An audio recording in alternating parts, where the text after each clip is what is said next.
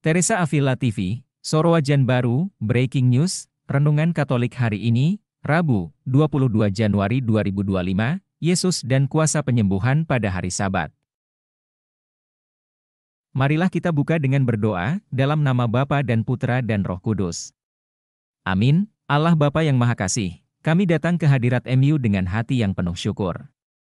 Kami mohon kiranya Engkau membimbing kami dengan Roh Kudus MU dalam merenungkan firman MU hari ini, bukalah hati dan pikiran kami agar kami dapat memahami dan menghayati kasih serta belas kasihan MU melalui Yesus Kristus, Putra-Mu.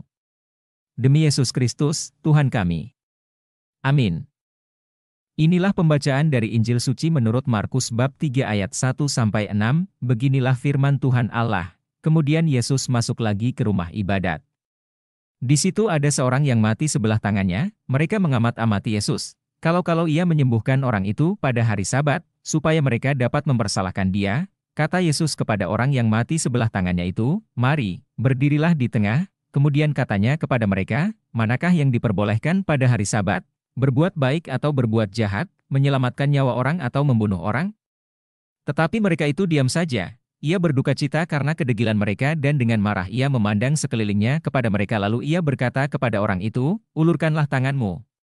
Dan ia mengulurkannya, maka sembuhlah tangannya itu, lalu keluarlah orang-orang Farisi dan segera bersekongkol dengan orang-orang Herodian untuk membunuh dia, demikianlah sabda Tuhan. Pesan utama dari bacaan ini yang bisa kita renungkan, Injil hari ini mengisahkan tentang Yesus yang masuk ke rumah ibadat dan menyembuhkan seorang yang mati sebelah tangannya pada hari Sabat. Orang-orang Farisi mengamat-amati Yesus untuk melihat apakah ia akan menyembuhkan pada hari Sabat, sehingga mereka dapat mempersalahkannya. Yesus mengetahui niat mereka, menantang pemikiran mereka dengan pertanyaan yang mendalam, apa yang diperbolehkan pada hari Sabat, berbuat baik atau berbuat jahat, menyelamatkan nyawa orang atau membunuhnya. Yesus mengajarkan bahwa kasih dan belas kasihan harus diutamakan, bahkan pada hari Sabat. Dengan menyembuhkan orang yang mati sebelah tangannya, Yesus menunjukkan bahwa menyelamatkan nyawa dan berbuat baik adalah hal yang diperbolehkan dan harus dilakukan pada hari Sabat. Tindakan Yesus ini membuat orang-orang Farisi marah dan mereka segera bersekongkol dengan orang-orang Herodian untuk membunuhnya. Peristiwa ini mengingatkan kita bahwa hukum harus dipahami dalam konteks kasih dan belas kasihan. Yesus menunjukkan bahwa belas kasihan tidak boleh dibatasi oleh aturan-aturan yang kaku, dan kebaikan harus selalu diutamakan.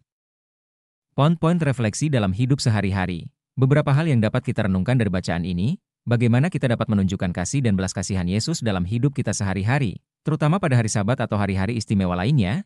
Apakah kita memahami bahwa kebaikan dan menyelamatkan nyawa orang harus diutamakan dalam setiap situasi? Bagaimana kita dapat menanggapi kebutuhan orang-orang di sekitar kita dengan belas kasihan dan tindakan nyata, mengikuti teladan Yesus? Injil hari ini mengajarkan kita tentang pentingnya mengutamakan kasih dan belas kasihan dalam segala situasi. Marilah kita mengikuti teladan Yesus dengan selalu berbuat baik dan menyelamatkan nyawa, bahkan ketika itu berarti melampaui aturan-aturan yang kaku. Semoga kita selalu siap menunjukkan kasih dan belas kasihan kepada orang-orang di sekitar kita. Marilah kita menutup dengan doa. Allah yang Maha Rahim, kami bersyukur atas firman MU yang kami renungkan hari ini, bimbinglah kami untuk selalu mengutamakan kasih dan belas kasihan dalam setiap tindakan kami. Semoga kami dapat mengikuti teladan Yesus dan menunjukkan kasih serta belas kasihan kepada orang-orang di sekitar kami. Demi Kristus, Tuhan dan Juru Selamat kami.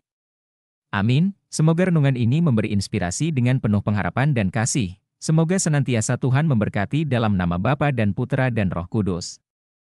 Amin. Thank you for watching. Join dan subscribe Instagram, Facebook dan YouTube Revival One.